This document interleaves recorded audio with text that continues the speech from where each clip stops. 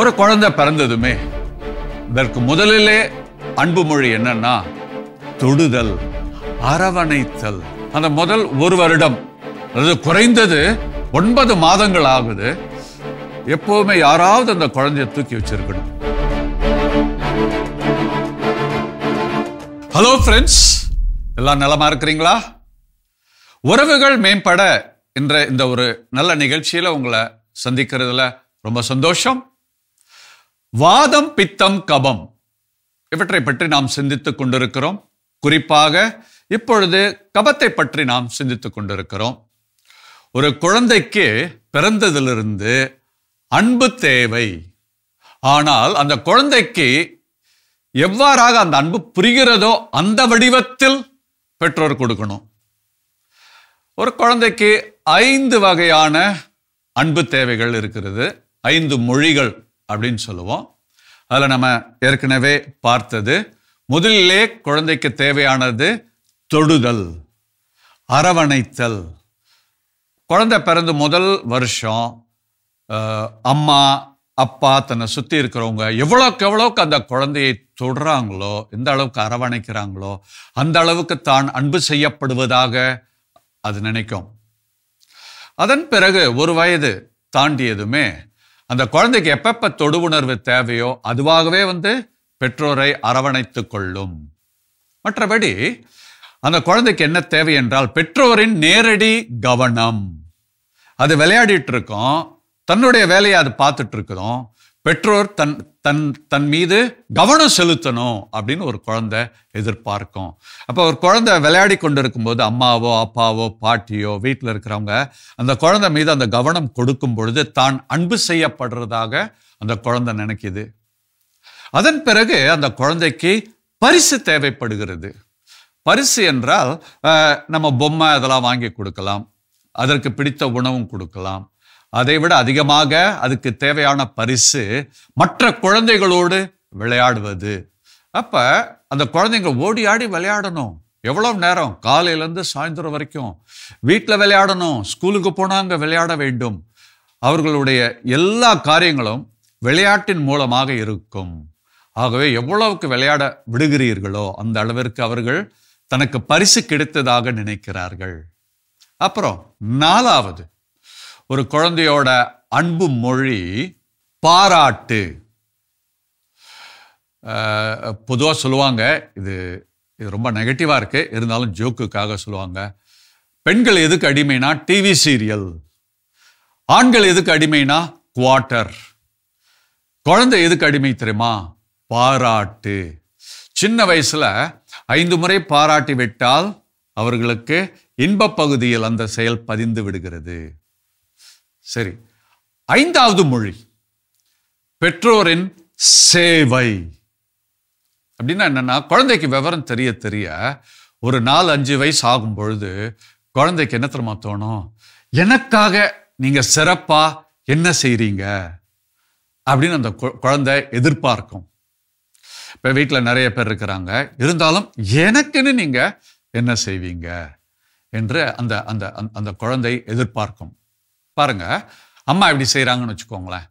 அதாவது எல்லாத்துக்கும் முட்டை அதை அவிச்சு கொடுக்குறாங்க. இந்த ஒரு பொண்ணுக்கு மட்டும் என்ன என்ன என்ன என்ன சொல்கிறாங்க, கவிதா உனக்கு ஆம்லேட் பிடிக்கும்ல, அதனால் மற்றவங்களுக்கெல்லாம் அவிச்ச முட்டை, உனக்கு மட்டும் ஆம்லேட் என்று வைக்கிறார்கள். இது உனக்காக சிறப்பாக நான் செய்திருக்கிறேன் அப்படின்னு சொல்லும்போது அந்த குழந்தையோட அந்த அன்பு குடம் கொஞ்சம் கொஞ்சமாக நிரம்ப ஆரம்பிக்கிறது. எனக்கு ஒரு பங்குல ஒரு ஒரு ஒரு பெண் தெரியும், அது பேரு ஜெசிகா. ஜெசிகா மரியான் சேனையின் தலைவி. ஜெசிகாவிற்கு ஒரு தன்மை உண்டு. 10வது படிச்சுட்டு இருக்கு. ஆலயத்தில் என்ன சேவை என்ன வேலை செய்யணும் உடனே அதுதான் முதலில் தயாராக இருக்கும். மற்ற கேர்ள்ஸ் எல்லாம் கூட்டிட்டு ஏறக்குறைய எல்லா வேலைகளையும் அவள் பார்த்து விடுவாள். அவளுக்கு சேவை செய்வது ரொம்ப ரொம்ப ரொம்ப பிடிக்கும். அப்ப நான் தனியாக பேசும்போது நான் பாராட்டினேன் அந்த பொண்ணை. பாரு, நீ எவ்வளோ ஒரு அக்கறையோட ஆலயத்துக்கு வேண்டிய எல்லாமே செய்கிறம்மா, கடவுள் ஒன்றை நல்லா ஆசீர்வதிப்பார் என்று சொல்லும்போது சொல்லிச்சு, ஃபாதர் நான் சொல்லட்டுமா, எனக்கு எங்கே இந்த தூண்டுதல் வந்ததுன்னு? சொல்லுமா அப்படின்னு. அது சொல்லுது, அது 10வது படிச்சுட்டு இருக்குது. அப்போ அதுக்கு பரீட்சை வருது. அதுக்கு பரீட்சைக்கு முன்பாக அப்பா கிட்ட சொல்லுது, அப்பா கொஞ்சம் நான் அதிகமாக படிக்கணும்ப்பா, நைட்டு தூங்கும்போது ஒரு 3 மணிக்கு என்னை எழுப்பி விடுறீங்களாப்பா, நான் சீக்கிரமாகவே படுத்துடுறேன், அதிகாலையில் படித்தா நல்லாயிருக்கும், ஒரு 3 மணிக்கு என்னை எழுப்பி விடுறீங்களா அப்பா அப்படின்னு கேட்டதுமே அப்பா சொன்னார், கண்டிப்பா. அப்பா என்ன தெரியுமா செய்கிறாரு, 3 மணிக்கு மகளை எழுப்பிட்டு அதை உட்காந்து படிச்சுட்டு இருக்கு, பக்கத்தில் உட்காந்துருக்காரு. அப்பா நீங்கள் எதுக்குப்பா உட்காந்துட்டு இருக்கீங்க, நீங்கள் தூங்குங்கப்பா என்று சொன்னதுமே, ஒரு நிமிஷம் இரு என்று கிச்சனுக்கு போயிட்டு கொஞ்ச நேரம் கழிச்சு வராரு. ஒரு தட்டில் ஆம்லேட்டு காஃபி. அவர் சொல்கிறாரு, அந்த ஆம்லேட்டை சாப்பிட்டுட்டு காஃபி குடிச்சிக்கிட்டே படிமா, அப்போ தான் உனக்கு நல்லா இருக்கும் அப்படின்னு. அது சொல்லுது, அப்பா நான் படிச்சுக்கிறேன்ப்பா, நீங்கள் தூங்குங்க. சரிம்மா நான் இங்கேயே படுத்துக்கிறேன், உனக்கு எதாவது தேவைன்னா என்னை எழுப்பி விடு. ஆகவே அந்த அப்பாவோட அந்த சேவை பாருங்க, அந்த அந்த அந்த அந்த பெண்ணை எவ்வளவு தொட்டதென்றால், ஜெசிகா ஆலயத்திற்கு வந்ததுமே எல்லாருக்கும் சேவை செய்ய வேண்டும் என்ற ஒரு பற்றி எரிகின்ற ஆர்வத்தில் அவள் வளர்ந்தார். இப்போ பாருங்க, இந்த 5 மொழிகளில் குழந்தைகளை அன்பு செய்ய வேண்டும். முதல் மொழி என்ன? தொடுதல், அரவணைத்தல். 2வது உங்களுடைய நேரடி கவனம். 3வது அந்த குழந்தைகளுக்கு பரிசு கொடுத்தல். அப்புறம் மற்ற நண்பர்களை பரிசாக கொடுக்கணும். அந்த குழந்தை அவங்களுடைய வயது உள்ள மற்ற குழந்தைகளோட நல்லா ஓடியாடி விளையாட வேண்டும். பாரதியார் சொன்னார், ஓடி விளையாடு பாப்பா, ஓய்ந்திருக்கலாகாது பாப்பா, நல்லா விளையாடணும். 4வது குழந்தையை அதிகமாக பாராட்ட வேண்டும். வாழ்நாள் முழுவதும் பாராட்டணும்னு சொல்லலை, 7 வயது வரைக்கும் நன்றாக பாராட்டி விட்டால் 8 வயசுலேருந்து அவர்களுக்கு பாராட்டே தேவை இருக்காது. அவங்க மற்றவங்கள பாராட்டுவாங்க, பெற்றோரை பாராட்டுவாங்க. ஒரு ஒரு ஒரு அம்மா செய்கிற ஒரு பிரியாணி கூட நல்லா இருந்துச்சுன்னா, அம்மா சூப்பராக இருக்குது பிரியாணி என்று அம்மாவை பாராட்டுவார்கள். 5வது குழந்தைக்கு தேவை சேவை. அந்த குழந்தைக்காக நீங்கள் ஸ்பெஷலாக ஏதாவது செய்யணும். அப்போ அந்த குழந்தைங்களுக்கு மகிழ்ச்சியாக அவர்கள் வளருவார்கள். இந்த 5 விதமான மொழிகளில் உங்கள் குழந்தைகளை நீங்கள் அன்பு செய்ய வேண்டும். சரி, நம்ம எல்லாருக்கும் அன்பு எப்படி இருக்குது அப்படின்னு சொன்னால், நம்ம வீட்டுக்கு மேலே இருக்கிற வாட்டர் டேங்க் மாதிரி, புரியுதுங்களா? முதல்ல அந்த டேங்கை நல்லா நிரப்பி விட்டால் அதிலிருந்து தான் நமது குழாய்க்கு, டேப்புக்கு தண்ணீர் வருகிறது. ஒரு குழந்தை பிறந்ததுமே அதற்கு அன்பு தேவை. அதை லவ் டேங்க் என்று சொல்லுவோம். சரி, இந்த லவ் டேங்க் இருக்குது. பெற்றோர் இந்த 5 விதமாக அந்த குழந்தைய அன்பு செய்கிறாங்க. அன்பு செய்ய செய்ய செய்ய செய்ய அந்த லவ் டேங்க் கொஞ்சம் கொஞ்சமாக நிரம்பி வரும். 4 வயது இறுதியில் எவ்வளவு சதவிகிதம் அந்த லவ் டேங்க் நிறைஞ்சிருக்கோ அதன் பிறகு அங்கே ஒரு மூடி வந்துவிடும். புரியுதுங்களா? புதிதாக குழந்தை அன்பை ஏற்றுக்கொள்ளாது. இப்படி வச்சுக்குவோம், ஒரு குழந்தைக்கு அந்த அன்பு 20 தான் நிரம்பி இருக்குது அப்படின்னு. இன்னொரு குழந்தைக்கு அவங்க பெற்றோர் 80% அந்த லவ் டேங்க் நிரப்பிட்டாங்க. அப்ப என்ன ஆகும்னா, 4 வயது கடைசியில 5 வயது ஆரம்பிக்கும் பொழுது அது அப்படியே மூடிக்கொள்ளும் அந்த லவ் டேங்க். அதுக்கப்புறம் புதிதாக அவர்களுக்கு உள்ள அன்பு வராது. இதை செட் பாயிண்ட் என்று சொல்லுவார்கள். செட் ஆயிடும், அவ்வளவுதான். செட் ஆன பிறகு வாழ்நாள் முழுவதும் அவங்க அந்த அளவிலே தான் இருப்பார்கள். புரியுதுங்களா? இப்ப ஒருத்தருக்கு 4 வயது கடைசி வரைக்கும் 20% தான் அன்பு டேங்க் நிறைஞ்சிருக்குது அப்படின்னா, அவங்க வாழ்நாள் முழுவதும் 20% அன்பு தான் அவங்களால கொடுக்க முடியும். அவ்வளவுதான் பிறரிடமிருந்து அவங்களுக்கு வாங்கவும் முடியும். இன்னொரு குழந்தை 80% லவ் டேங்க் நிரப்பிட்டாங்க பெற்றோர். எப்படி? இந்த 5 மொழிகள் மூலமாக நன்றாக அன்பை காண்பிச்சிட்டாங்க. அப்ப அந்த குழந்தை என்ன தெரியுமா செய்யும்? உறவுகள், பிறரோடு அவர்கள் உறவு கொள்ளும் பொழுது என்ன பண்ணுவாங்க? 80% அன்பை கொடுப்பாங்க. அதே மாதிரி நாம கொடுக்குகின்ற அன்பை கூட 80% உள்வாங்கிக் கொள்வார்கள். இதை மாற்ற முடியுமா? பொதுவா மாற்ற முடியாது. ஆனால் எவ்வாறு மாற்றுவது என்பதை பிறகு நாம பார்க்கலாம். இப்போ ஒரு முக்கியமான விஷயம், அந்த லவ் டேங்க் எவ்வளவு நிரம்பி இருக்கிறதோ அதற்கு தகுந்தாற் போன்று அவங்க டீனேஜர் விடலை பருவம் வரும் பொழுது அவர்களுடைய செயல்கள் மாறும். நல்லா கவனிங்க. இப்ப 2 குழந்தைங்களை எடுத்துக்கலாம். ஏ பி வேற வேற வீட்டில் வளர்றாங்க. ஓகே, ஏவுக்கு எவ்வளவு கிடைச்சிருக்கு அன்பு? 4 வயசு முடியும் போது 20% தான். ஏன்னா அம்மா அப்பா டெய்லி சண்டை, அந்த குழந்தைக்கு அவங்களுக்கு நேரம் இல்லை, அவங்க வேலையில் பிஸியாக இருக்கிறாங்க. அந்த குழந்தைய கவனிச்சுக்கிறதே பாட்டி தான். பாட்டியும் அவ்வளவு அன்பு செய்கிறதுல அவங்க அதிகமாக திட்டுவாங்க. அப்போ அதுக்கு 20% தான் அன்பு டேங்க் நிறைஞ்சிருக்கும். பி எடுத்துக்குவோம். வீட்டில் இந்த 5 விதத்தில் நல்ல அன்பு காமிச்சிட்டாங்க, அதுக்கு 80% நிரம்பி விட்டது. இப்போ பாருங்க, அவங்க எப்பொழுது அந்த 12, 13, 14 வயது வருகிறதோ அவர்களுக்கு ஒரு செயல்பாடு ஆரம்பிக்கும். எப்படின்னா, இப்ப 20% நிரம்பி இருக்குது ஏக்கு. அப்ப எவ்வளவு காலியா இருக்குது, வெற்றிடமாக இருக்கிறது, எம்டியா இருக்குது? 80%. அப்ப அந்த 80% அவங்க என்ன தெரியுமா செய்வாங்க? இன்ப நாட்டம் ஏற்படும். புரியுதுங்களா? அதாவது 20% தான் அன்பு கிடைச்சிருக்கு. அப்ப அதுக்கு தகுந்தாற் போன்று இந்த இன்பத்தை கொடுக்கக்கூடிய ஒரு ஹார்மோன் நமது மூளையில் இருக்கிறது. அது பேரு டாபமின். டாபமின் அப்படின்னு சொல்லுவாங்க. அது ஒரு ஹார்மோன். அப்ப யாருக்கு 20% தான் அன்பு கிடைச்சிருக்கோ அவங்களுக்கு டாபமின் சுரப்பது கொஞ்சம் குறைவா இருக்கும். அப்ப அந்த இன்பம் டாபமின் அதிகமா ஆகணும்னு வச்சுக்கோங்களேன், அவங்களுக்கு என்ன பண்ணணும்? ஏதாவது ஒரு செயல்பாடு, இன்பத்தை தருகின்ற செயல்பாடு. அப்ப இப்ப எது உடனே அவங்களுக்கு கிடைக்குதுன்னா, மொபைல், செல்போன், சோசியல் மீடியா. அப்ப என்ன செய்யறாங்க?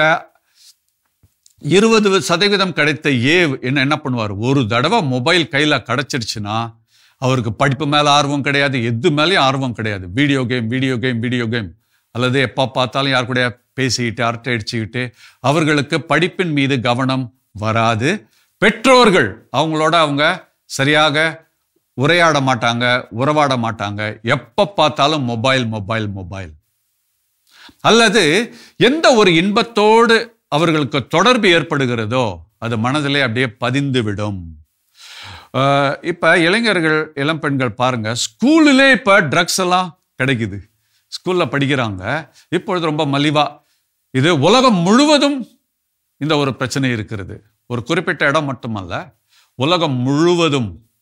ஆகவே பார்த்தீங்கன்னா ரொம்ப ரொம்ப சுலபமா அவங்களுக்கு ட்ரக்ஸ் கிடைக்குது.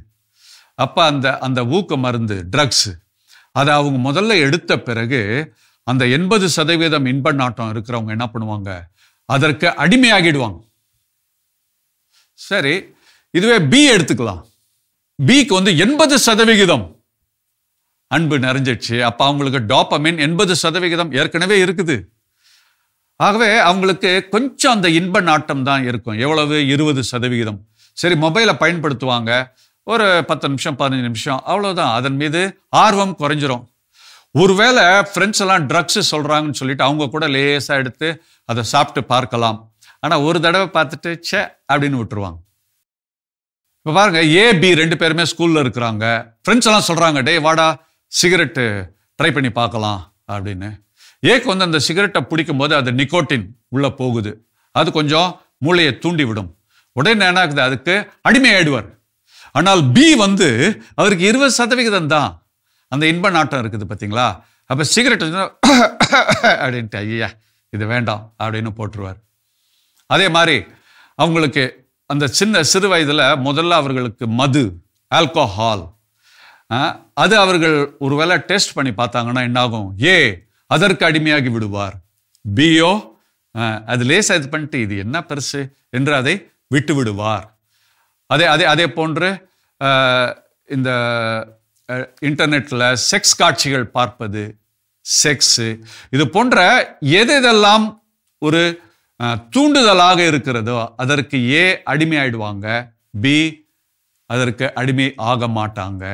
ஆகவே பாருங்க, யாருக்கு கபம் இருக்கிறதோ அவர்கள் எந்த பழக்கத்திற்கும் அடிமையாக மாட்டார்கள். இது இந்த வஸ்து உடம்புக்கு கெடுதல் அப்படின்னு ஒரு தடவை சொல்லிட்டா போதும். அவங்க ஒருவேளை பரிசோதனைக்காக ஒரு தடவை 2 தடவை அதை முயற்சி பண்ணுவாங்க, அதன் மீது பெரிய நாட்டம் இருக்காது. அதுவே அந்த குழந்தைங்களுக்கு அன்பு எவ்வளவு குறைவா கிடைச்சிருக்கோ, ஏன்னா அவங்க மூளைக்கு தெரியும் அந்த டாப்பமின் தேவை. இந்த வஸ்துக்கள் எல்லாம் அந்த டாப்பமினை லேசா அதை தூண்டி விடுகிறது. புரியுதுங்களா? அப்ப உங்க குழந்தைக்கு நல்ல அளவுல டாப்பமின் இருந்து விட்டால் கெட்ட பழக்கங்கள் வருவதற்கு வாய்ப்பு இல்லை. ஒரு தடவை 2 தடவை முயற்சி செஞ்சுட்டு அப்படியே விட்டுருவாங்க. ஆனால் உங்க குழந்தைக்கு அந்த டாப்பமின் சரியாக மூளையிலே சுரக்கவில்லை என்றால் அவர்கள்தான் இது போன்ற பழக்கங்களுக்கும் வஸ்துகளுக்கும் அடிமையாகுகிறார்கள். புரியுதுங்களா? அப்ப எல்லாமே அன்புதான் அதனுடைய வேறாக இருக்கிறது.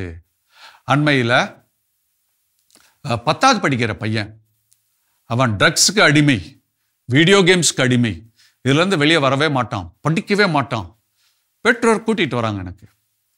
அப்பதான் நான் உடனே இந்த லவ் டேங்க் எவ்வளவு இருக்குது அப்படின்னு பார்த்தா அந்த பையனுக்கு 10% கூட கிடையாது. அதற்கான சில டெஸ்ட் எல்லாம் கூட இருக்குது.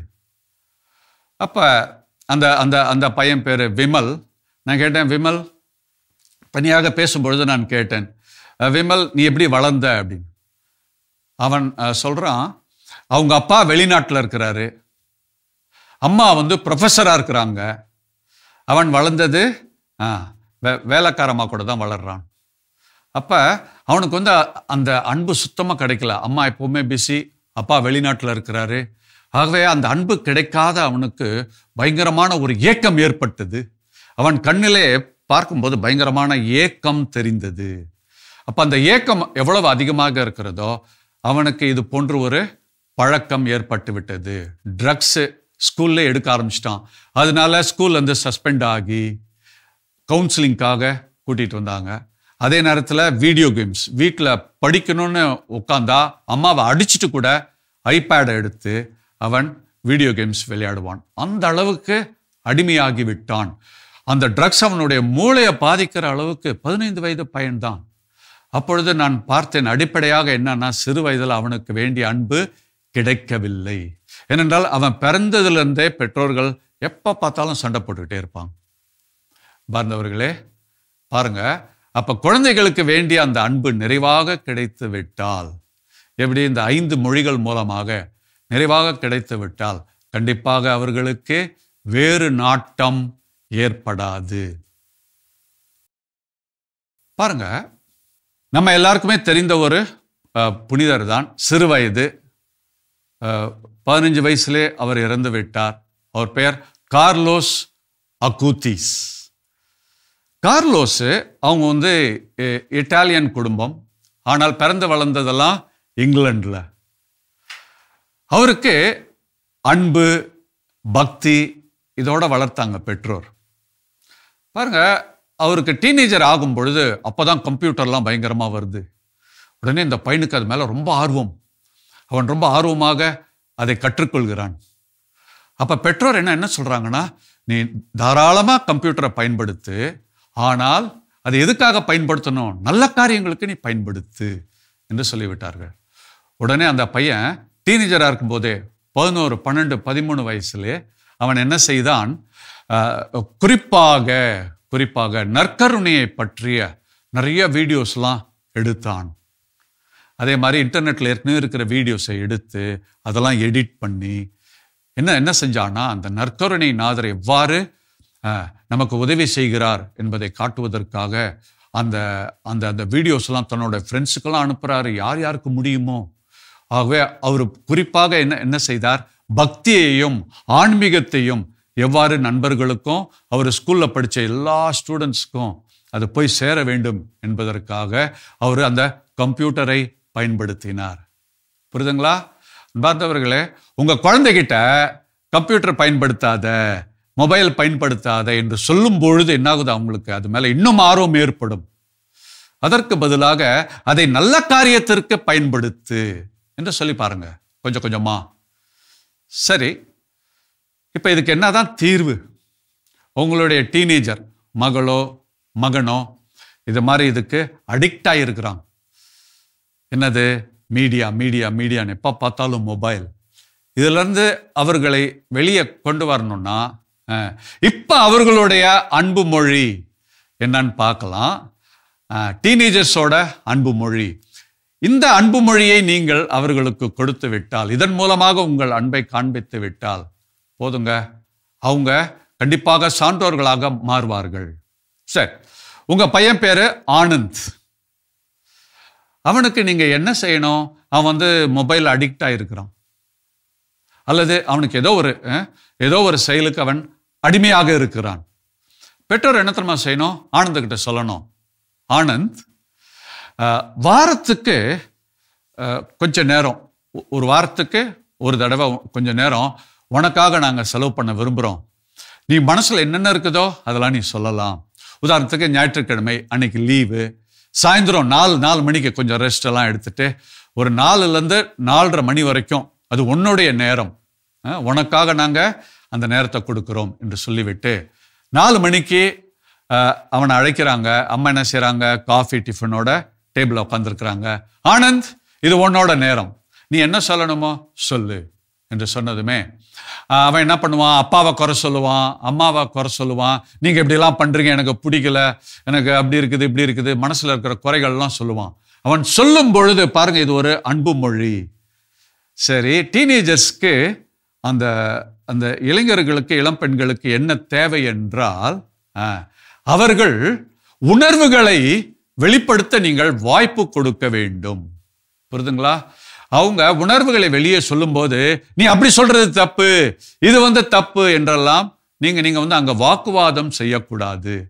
மாறாக என்ன தெரியுமா சொல்லணும்? ஆனந்த், உனக்கு என்ன தோணுதோ நீ சொல்லு, நாங்க அமைதியாக கேட்கிறோம் என்று. நல்லா கவனிங்க. அவன் இப்படி வச்சுக்குவோம், ஒரு 10 நிமிஷம் அப்பா அம்மாவை பற்றி குறையே சொல்லிக்கிட்டு இருக்கிறான். நீங்கள் அப்படி பண்ணுறீங்க இப்படி பண்ணுறீங்க, இது பிடிக்கல அது பிடிக்கல, நான் மொபைல் எடுத்தால் நீங்கள் விட மாட்டேங்கிறீங்க, நான் படிக்கும்போது என்ன திட்டுறீங்க, எனக்கு எப்படி பல இது சொல்லட்டும். பெற்றோர் அதை கவனமாக கேட்டுக்கிட்டே இருக்கணும்.